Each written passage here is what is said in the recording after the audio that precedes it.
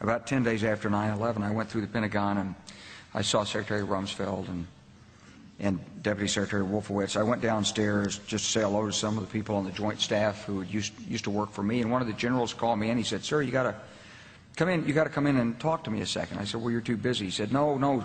He says, "We've made the decision. We're going to war with Iraq." This was on or about the 20th of September. I said, "We're going to war with Iraq. Why?" He said, "I don't know." He said, "I guess they don't know what else to do." So I said, "Well, did they find some information connecting Saddam to Al-Qaeda?" He said, No. He says, "There's nothing new that way. They've just made the decision to go to war with Iraq."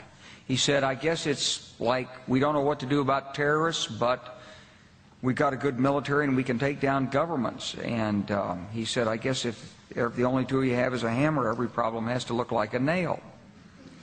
So I came back to see him a few weeks later, and by that time we were bombing in Afghanistan. I said, "Are we still going to war with Iraq?" And he said, "Oh, it's worse than that."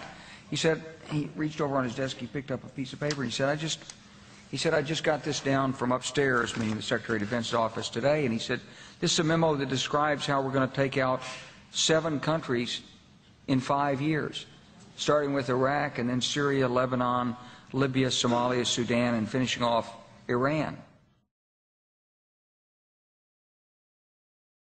The truth is about the Middle East is, had there been no oil there, it would be like Africa. Nobody is threatening to intervene in Africa. The problem is the opposite. We keep asking for people to intervene and stop it. And there's no question that the presence of petroleum throughout the region has sparked great power involvement. Whether that was the specific motivation for the coup or not, I can't tell you, but there's always been this attitude that somehow we could intervene and use force in the region.